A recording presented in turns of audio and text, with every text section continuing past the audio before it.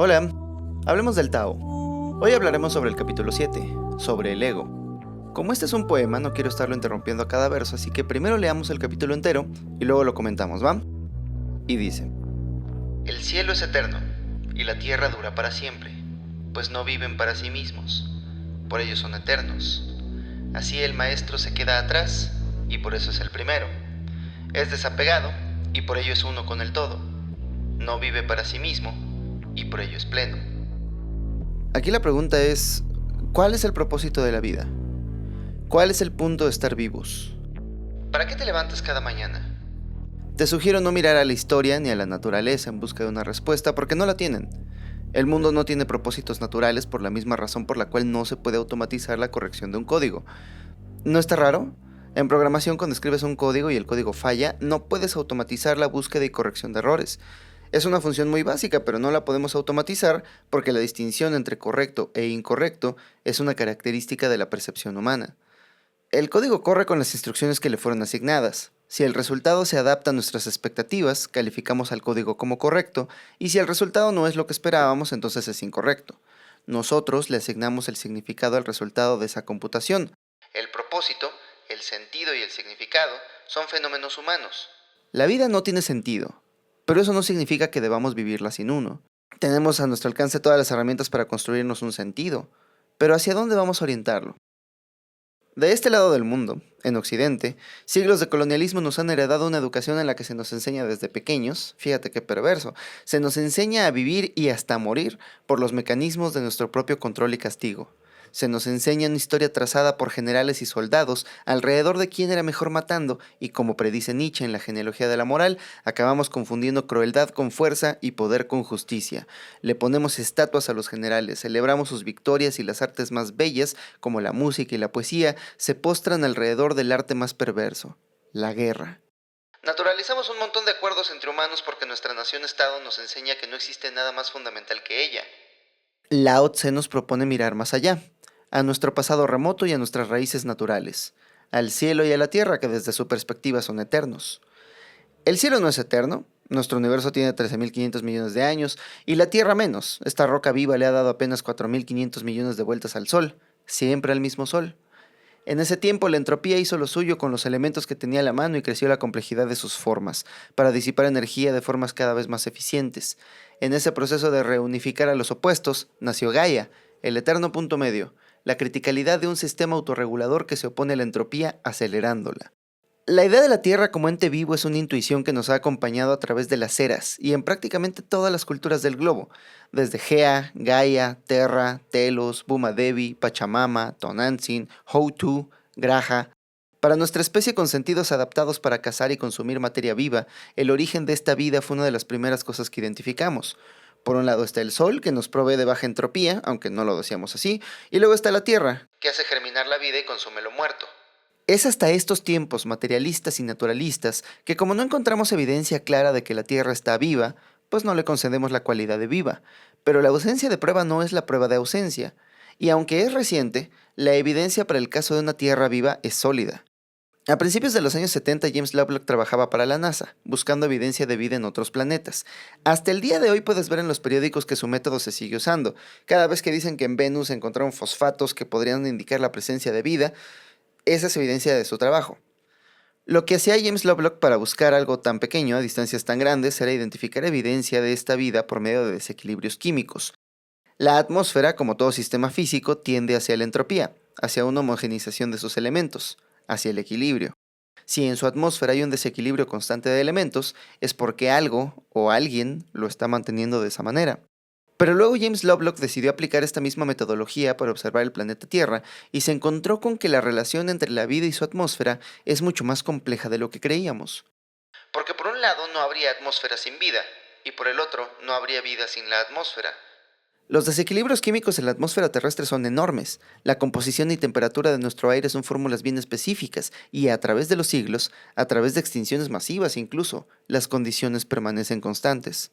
Al observar la atmósfera de la Tierra, James Lovelock se encontró con que el planeta y los seres que lo habitan no son entidades distintas. Nuestra respiración y nuestros procesos, de todas las plantas, animales, hongos, insectos y microorganismos y cositas vivas que habitan en las superficies y mares del planeta, todos juntos, en su actuar cotidiano, contribuyen a mantener en homeostasis las condiciones del planeta. Si no fuera por los animales respirando oxígeno y convirtiéndolo en CO2, que luego las plantas consumen para secuestrar el carbono y liberar el oxígeno, lo que pasaría es que el oxígeno reaccionaría con todo, oxidaría las superficies en las que tenga que reaccionar y se acabó el oxígeno. Si la vegetación no ayudara al carbono a transitar en su ciclo del aire a la Tierra, el elemento haría reacción y encontraría su equilibrio. Es más, el proceso de nacimiento, crecimiento y muerte de una planta, visto desde la perspectiva de la captura del carbono, nos demuestra que esa planta era el carbono mismo, acoplándose y desacoplándose en estructuras que, como tu vida y la vida del cosmos, crecen en complejidad. Cada vez más rápido, hasta que alcanzan un pico y luego caen. Es un patrón que se repite a través de escalas. Por eso es interesante que Lao Tse haya decidido que esa era su propuesta de vida. Vive como el Tao. Es más, ni siquiera se siente como una propuesta, es más como una observación biológica y etológica. Así actúa el Tao y el maestro actúa igual. Fin del reporte. Y aquí vale la pena que avancemos con cuidado, porque desde nuestra perspectiva occidental, naturalista, orientada hacia los propósitos y para colmo infectada del mito del progreso, hemos intentado buscar nuestra razón de ser, nuestro propósito y nuestro motivo en la naturaleza, y lo que nos encontramos fue el darwinismo social. Porque una vez más, la genealogía de la moral nos explica cómo es que un imperio colonizador llega a la conclusión de que el punto de la vida es la competencia de todos contra todos y la supervivencia del más apto. Ningún darwinista social explora, por ejemplo, los órdenes de colaboración entre bonobos o las redes de cooperación y apoyo mutuo entre las colonias de hormigas cortadoras con hormigas incluso de otras especies. Como dijimos, es ridículo buscar a la naturaleza por propósitos o significado, que son fenómenos humanos. Igual podrías pedirle a un perro que te recite poesía. El darwinismo social es como si hubiéramos escuchado al perro y hasta el día de hoy leyéramos libros con sus ladridos. El Tao es distinto, porque de entrada niega todo propósito o significado. Como el método científico, el Tao no se pregunta el porqué de las cosas, solo observa el cómo. Y al observar fenómenos grandes y pequeños, breves y eternos, Lao Tse descubrió que hay patrones que se repiten a través de las escalas. Eso mismo es lo que nota Geoffrey West en su libro Escala. Geoffrey West es genial, él entiende dónde está la verdadera pregunta. Geoffrey fue director del Instituto de Estudios sobre la Complejidad en Santa Fe, California. Geoffrey es físico de formación, así que tiene una metodología muy orientada hacia las matemáticas y el reconocimiento de patrones. Un día se interesó en el problema de la vida y llevó su metodología a la biología. Lo primero que notó es que todos los seres vivos seguimos la misma ley de potencia. Mira, si graficas la vida de un ser vivo, en el eje horizontal medimos tiempo y en el eje vertical la masa, lo primero que pasa es que nacemos con muy poca masa. Por lo mismo, nuestros procesos de mantenimiento no requieren de mucha energía, así que podemos invertir más energía en crear nuevas células. Por eso los primeros años son cuando más crecemos. Pero conforme nos hacemos más grandes, el puro acto de mantenernos vivos nos consume más energía. Hay que alimentar a más células, llevar sangre más lejos y así, por lo que cada vez tenemos menos energía disponible para crear nuevas células, hasta que nos estabilizamos.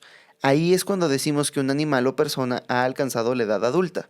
Pero la entropía siempre gana y eventualmente el equilibrio entre vida y muerte que nos mantiene en esta forma constante se rompe y siempre gana la muerte. El declive en la curva de masa sobre el tiempo es primero sutil y después súbito. Te mueres. Primero creces muy rápido, luego te estabilizas y eventualmente mueres. Esto ocurre a través de reinos, familias y especies. Le pasa a los mamíferos, a los peces, a las aves y a los insectos, en mayor o menor escala. Pero cuando adaptamos los tiempos y masas de cada animal, la curva que describen es la misma. Comienza muy pequeña, crece muy rápido hasta que se estabilice en su masa máxima, declina poco a poco y eventualmente se muere. Spoilers. Pero bueno, de un modo u otro, eso ya lo sabíamos. Lo sorprendente es que otras manifestaciones de la autoorganización que normalmente no calificamos como vivas también comparten esta ley de potencia. Por ejemplo, una empresa. Si cambiamos la energía por dinero, solo estamos haciendo un reconocimiento simbólico, ya que en este caso el dinero es la promesa de productividad futura, que se hará por medio de energía.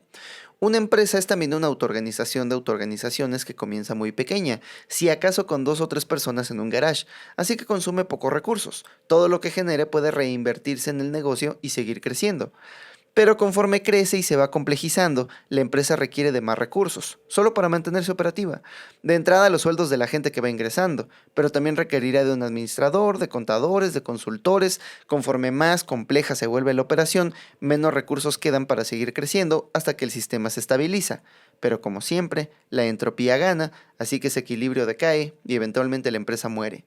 Las ciudades describen la misma curva, pero con una gran diferencia. Las ciudades, a diferencia de los animales y las empresas, no mueren. ¿Cómo pasa esto? Mira nada más a Hiroshima, le cayó una bomba nuclear y hoy en día viven en ellas 10 veces más personas que cuando la bomba cayó. ¿Qué tienen de distinto una empresa y una ciudad? La diferencia es lo que nos dice al principio de este capítulo Lao Tse. La ciudad, como el cielo y la tierra, no vive para sí misma, por eso es eterna. Una empresa y un ser vivo son estructuras centralizadas. Las decisiones se toman desde un punto de vista central, ya sea la mente o la mesa directiva, y se consiguen recursos para alimentar sus propios procesos. Lo mejor a lo que puedes aspirar como un ser vivo es a seguir la línea que sigue la complejidad en el mundo de la entropía, que crece de manera exponencial cada vez más rápido hasta alcanzar un pico y luego cae para desaparecer. La ciudad, en cambio, no tiene este punto central desde el cual se toman decisiones. De hecho, eso es lo que hacen los peores gobiernos. Hay un capítulo que habla especialmente acerca de este tema. Spoiler, cuando el gobernante es bueno, la gente ni lo nota. Ven el progreso de su ciudad y dicen qué gran trabajo hemos hecho. Pero no importan los esfuerzos centralizadores de los gobernantes ególatras, la ciudad sigue siendo una entidad descentralizada donde en cada esquina hay una persona o grupo de personas tomando decisiones, alterando su medio ambiente. ¿Para qué? Pues para cubrir sus necesidades. La ciudad es una facilitadora, y entre más grande es, La ciudad es una facilitadora, hace la vida de las personas a su alrededor más fácil, y entre más grande es, más nichos de oportunidad abre. El problema con las ciudades no es mantenerlas vivas o hacerlas crecer, sino detener su crecimiento, de tan eficientes que son. Porque tanto la Gaia, como sus seres, y las estructuras que habitan y las ciudades que emergen de estas estructuras, no son más que redes autoorganizadas de intercambio de recursos. Autoorganizadas en redes de intercambio de recursos, que a su vez se autoorganizan en redes de intercambio de recursos. Las células individuales que componen tus tejidos son redes autoorganizadas de intercambio de información y recursos, que se autoorganizan en tu sistema circulatorio y tu sistema nervioso. Redes de intercambio de recursos e información que te permiten autoorganizarte con otros seres humanos en redes y tú entiendes el punto. La división entre una escala y otra es una ilusión del lenguaje. Uno es todo y todo es uno. El Tao es cóncavo, pero en su oquedad caben infinitas redes fractálicas en constante autoorganización que se extienden hasta el infinito. Entonces, tanto Gaia como las ciudades existen no para sí mismas, sino para las criaturas que lo habitan, y de ese modo viven a través de ellas. ¿Qué son las ciudades, sino un modelo del mundo físico dentro del mundo? Un espacio más predecible y seguro, porque evolucionamos para buscar esas características del mundo. Pero igual que la Gaia, estos son espacios que sin nuestro mantenimiento constante decaen, pero que por su homeostasis nos permiten habitarlas cómodamente. Aquí en esta paradoja se revelan los límites de nuestra lógica. Las estructuras descentralizadas no viven para sí mismas, más bien existen para las estructuras centralizadas que la habitan, porque es a través del constante ciclo de vida y muerte de estas estructuras centralizadas que las estructuras descentralizadas se mantienen constantes. Para ser más claros, tú sabes que todo es metáfora, llamémosles lo mortal y lo inmortal. Lo mortal vive para sí mismo y lo inmortal vive para los demás. Al vivir para los demás, lo inmortal le da vida a lo mortal, y a su vez lo inmortal está hecho del flujo constante de las vidas mortales. Pero el maestro entiende que eso es todo un solo proceso, es vida. Por eso el sabio no vive para sí mismo. De entrada, ¿qué significaría vivir para uno mismo? Significaría vivir para satisfacer las necesidades del yo. Pero como ya vimos, el yo es una idea, un patrón de activación neuronal sin más relación con la realidad que la que tiene un mapa mal dibujado, con un territorio mayormente desconocido. Vivir por una idea. Bueno, muchísima gente ha dado su vida por una idea, pero además una idea tan pequeña, y además una ilusión, el ego. Al final del día todo el mundo vive y muere por una idea. Aquel tiene la patria, el otro tiene la religión, uno más tiene el dinero, pero la razón justifica los comportamientos más irracionales a través de una idea. Aún el que trabaja por necesidad, trabaja por dinero porque tiene la idea de que se puede cambiar por comida, y el que le vende la comida lo hace para ganar dinero que después pueda cambiar por el fruto del trabajo de alguien más. El acuerdo mutuo de que podemos cambiar trabajo por comida es una idea, y como toda idea, entre más gente crea en ella, más grande se hace. Nuestra fe le da poder. Haz a esta idea más grande, dale la fe de un ejército y una plantilla de burócratas y tienes un país. Para nuestros antepasados habría significado poco nuestro análisis sociológico de lo que constituye una nación-estado. Para ellos, nuestra idea contemporánea de la patria sería indistinguible de la de un dios, con sus templos en nuestros centros de gobiernos, sus sacerdotes en nuestros servidores públicos, sus alabanzas en nuestros himnos, sus rituales en los procedimientos legales y sus leyes en la Constitución. Pero incluso vivir o morir por la patria, aunque ya es vivir por algo más grande que nosotros mismos, sigue siendo una forma de egoísmo. Al final del día sigues viviendo por una parte de ti, y si tu fe en tu patria es verdadera, vives por la parte más importante de ti mismo. Vivir y morir por la empresa es como la misma devoción, pero por un Dios más chiquito. Lao Tse mira más allá y en la lejanía del Tao encuentra una relación más cercana, la de tú y yo. Es hasta que trasciendes todas estas barreras e identidades artificiales y te identificas como uno con el Tao, que se revela lo que debería ser nuestra razón de ser, nuestro objetivo, el otro. Si uno es todo y todo es uno, si tú eres yo y yo soy tú, ¿por quién podría vivir que no me signifique vivir para mí mismo? Muy simple, por el otro. Tú que eres yo y para ti, yo que soy tú. Mira como dijo Borges, ¿de qué Adán anterior al pasado?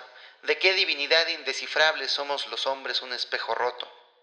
La respuesta es Tao, o sea, no sabemos, pero lo que sí sabemos es que si este fragmento de espejo quiere reflejar su propia luz, no va a haber nada. Pero si yo reflejo tu luz, puedo verme en ti, y tú reflejas mi luz y puedes verte en mí. Viaja solo si quieres ir rápido, pero viaja acompañado si quieres llegar lejos. A solas y viviendo para uno mismo, morimos. En comunidad y viviendo para el otro, prosperamos. Digo, ¿cuántas veces hay que repetirlo? Los poetas escriben las verdades que los filósofos luego deben descifrar. Ya lo había dicho Alejandra Pizarnik, primera y única cuestión, ¿a qué o a quién aferrarse para no caer en la locura? Una sola respuesta, el amor. Al final se trata de eso, de dónde depositamos nuestra atención, porque de ella emerge el amor. Es a lo que los anarquistas le llaman el apoyo mutuo, para no sentirse menos machos. El amor, que socialmente es identificado con las cualidades femeninas, como el Tao, comparte en su vacío las mismas cualidades, el mismo espacio de infinito potencial en el que ocurre la creación. Es hasta fractálico, se reproduce en la mente un modelo de lo que ocurre en la realidad física. De la baja entropía del Sol emerge la vida. Si iluminas una roca durante suficiente tiempo, eventualmente surgirá la vida. Del mismo modo, si depositas tu atención en algo durante suficiente tiempo, eventualmente nacerá el amor. ¿A cuánta gente conoces con algún tatuaje estúpido? Que te cuentan la historia y resulta que recibieron la mejor noticia de sus vidas mientras estaban viendo Dragon Ball y que por eso tienen un Goku tatuado en el pecho. Pero si millones de niños en todo México tenían para escoger entre el Canal 5 y el Canal 7, pues ahí este chavo con el Goku en el pecho tenía su cultura a merced de un volado. Si hubiera caído cruz en lugar de cara, él habría visto Los Simpsons y ahora mismo tendría un Homero Simpson en el brazo. Es 50-50. Y si veía el mismo programa, en el mismo canal, todos los días, pues a esa altura ya era cuestión de tiempo hasta que el evento canónico coincidiera con alguna de las emisiones de Dragon Ball. Como dijo Aristóteles, somos lo que hacemos repetidamente, por lo que la excelencia no es un acto, sino un hábito. Pero incluso a nivel neurológico, estamos diseñados para amar aquello a lo que estamos más expuestos. En psicología se le conoce como el efecto de exposición.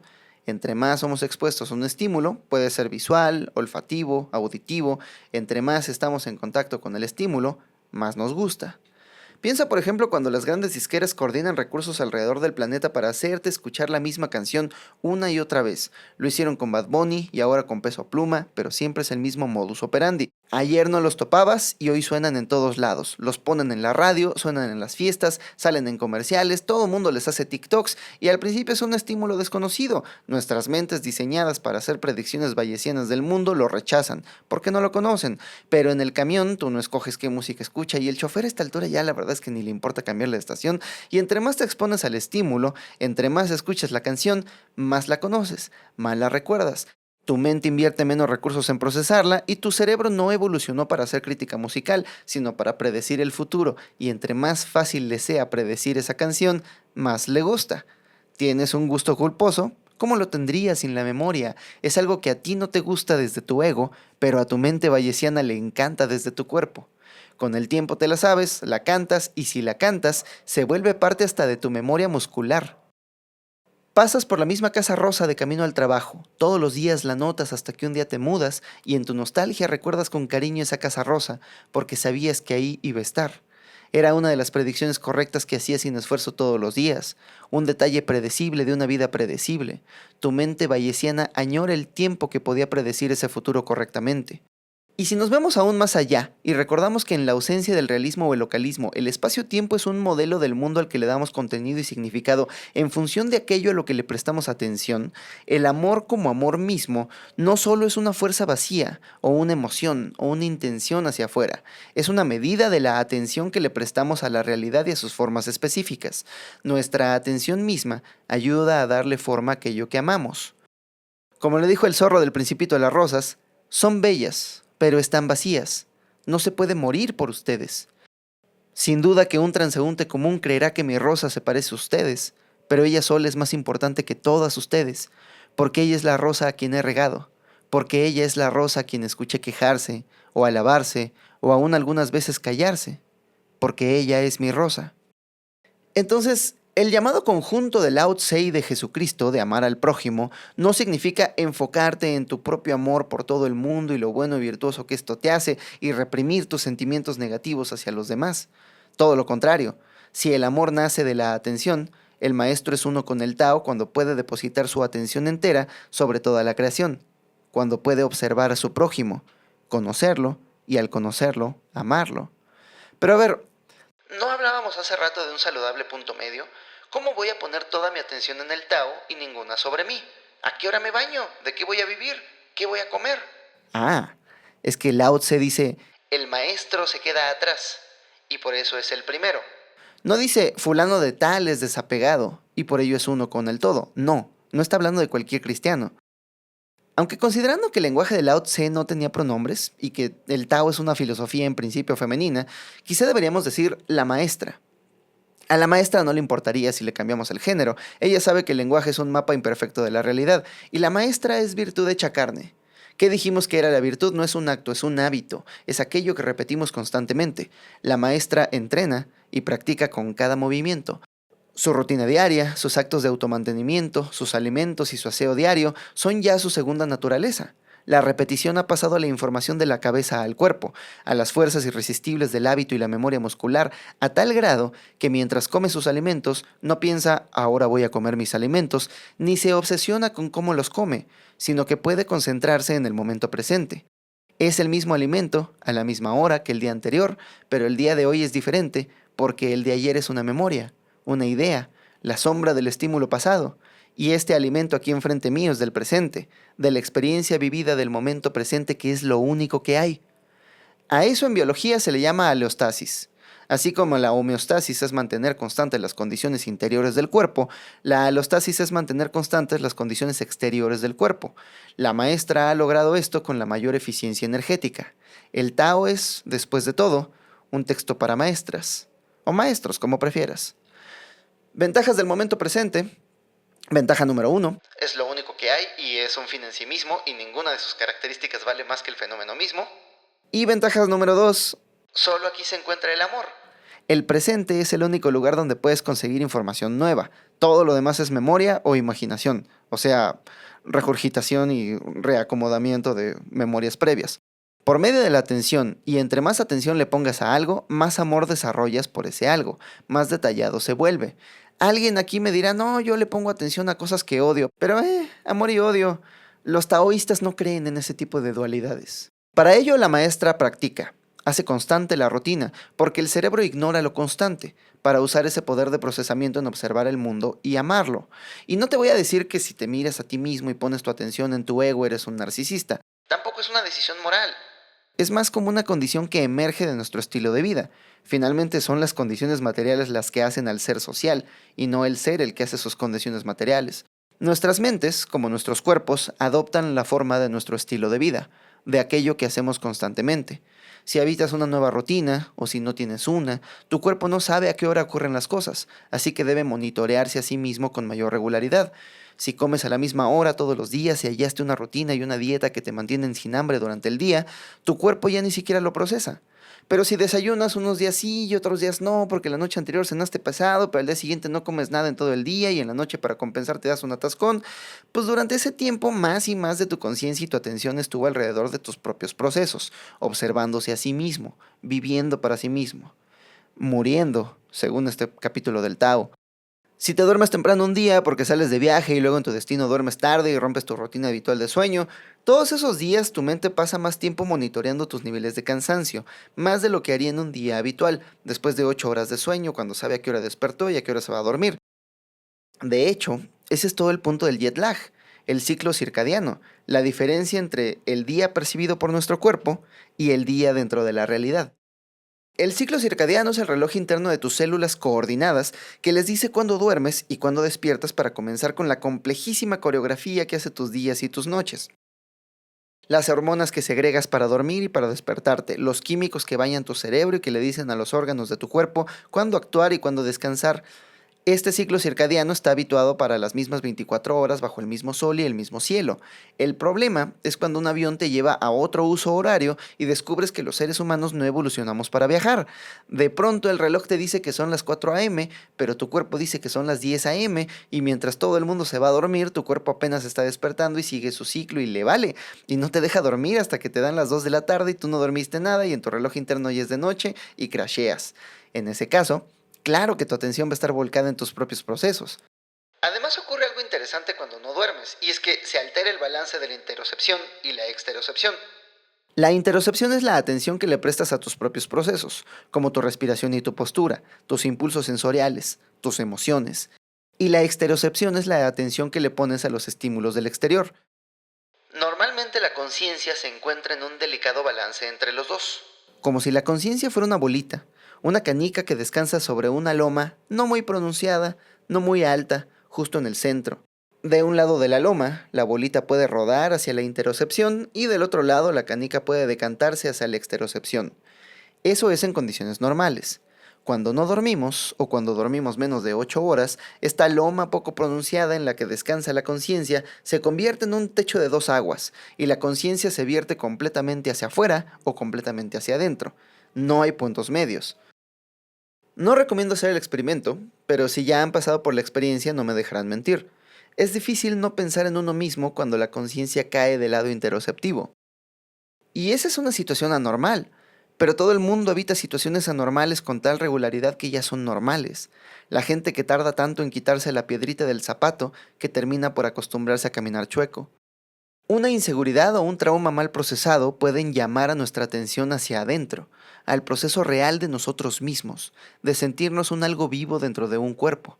Pero si nos sobreidentificamos con nuestra persona, y en el dolor del trauma descubrimos esas partes donde el mapa y el territorio no corresponden, cuando observamos que la máscara y la realidad ya no son iguales, debemos elegir entre la máscara o la realidad.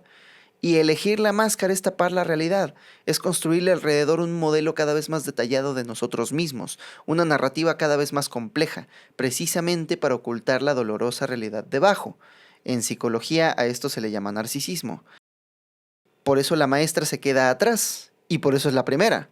Lao Tse llegó a la misma verdad que Jesucristo, los primeros serán los últimos y los últimos serán los primeros. Los reyes e influencers que están en la cima de su jerarquía local tienen todas las ventajas fisiológicas de ser la cima de una jerarquía, pero al mismo tiempo deben cuidar su posición en la cima. Y ese es un juego del que no te puedes salir ni un segundo. Toda la atención que viertes hacia afuera es desconfianza, y la mayoría de tu energía está dispuesta hacia adentro. No hay oportunidad de amar, y si la vida se trata de amar, pues ya perdiste. El maestro es desapegado y por eso es uno con el todo. Aquí desapegado no significa que deja mucho de propina o que regala su ropa vieja a los albergues. Una de las traducciones que leí decía, considera su cuerpo como accidental y por ello su cuerpo permanece. Aquí creo que la traducción desapegado es incorrecta. Viene de alguna traducción del inglés donde dice selfless, que en su traducción literal self es yo, less es la falta de, entonces selfless es carente de un yo. Ándale, pues esa es la traducción correcta. Él o la maestre, la verdad es que no importa, no tiene un yo. Por eso es uno con el Tao. Y no es que niegue su personalidad y abandone quien cree ser, tampoco es que se autorreprima, es todo lo contrario. El maestro entiende que fue el azar y la circunstancia quien le dio esa identidad y que su verdadero yo es lo que sea que el cosmos está haciendo con su cuerpo en ese momento. El yo solo se conoce en silencio, cuando dejas de pensar, o cuando dejas de decirte cosas a tu propia mente. Y ya que predices la vida que más importa, para prestarle atención a la vida que no importa, pues la puedes observar y descubres que todo es uno. Todo importa. En cada centímetro de la realidad y a cada segundo está ocurriendo algún milagro. Y somos no solo ciegos, también tontos, de no reconocer la gran tragedia de nuestros limitados cuerpos, que ninguno de nosotros podrá experimentar individualmente cada maravilla que hay por observar, más allá de las trivialidades que ofuscan nuestras vidas y nos hacen humanos. Como escribió Charles Bukowski, toda esa gente, ¿qué hace? ¿Qué piensa? Todos vamos a morir, todos nosotros, menudo circo. Debería bastar con eso para que nos amáramos unos a otros. Pero no es así. Nos aterrorizan y aplastan las trivialidades. Nos devora la nada. O sea, sí, qué triste, nos vamos a morir, pero en el futuro, que no es más que imaginación, y buenas noticias, el futuro no existe. Me queda el presente, que es todo lo que hay. Esta experiencia multisensorial en primera persona que le da forma al espacio-tiempo al que tengo acceso y a partir del cual adivino la realidad. Dile que abandone todo significado por un rato. Así desnuda, la experiencia consciente como se te revela en el pico de la meditación, pregúntale, ¿en qué contexto puedo vivir para el otro? O la otra, tú entiendes, dualismos. Y literal solo es observar. Aprender a desaprender, como enseñaban los viejos maestros, a desaprender de barreras, fronteras, países, identidades, porque de las identidades vienen las tribus y los enemigos y los conflictos, y todo eso es Hebel, todo eso es formas que dibuja el humo en el aire y que cuando quieres agarrar se desvanecen entre tus dedos. Acepta la realidad en sus propios términos, obsérvala y deja que de la atención florezca el amor. El amor te dirá qué hacer. El amor es su propio Tao. Préstale atención al mundo, que eres tú mismo, hasta que éste te entregue tu responsabilidad. En ese momento sabrás, de esto se trata la vida. Como dijo el zorro al principito, los hombres han olvidado esta verdad, pero tú no debes olvidarla. Eres responsable para siempre de lo que has observado. Eres responsable de tu rosa. Nos vemos la próxima semana para seguir hablando del maestro. ¿Qué hace a una gran maestra? ¿Qué la identifica con el agua? Hasta entonces recuerda que en la ontología fundamental del universo lo único real es la función de onda. Todo lo demás es metáfora. Y estas palabras son como un dedo, apuntando hacia la luna. Si te le quedas viendo al dedo, no vas a poder ver la luna.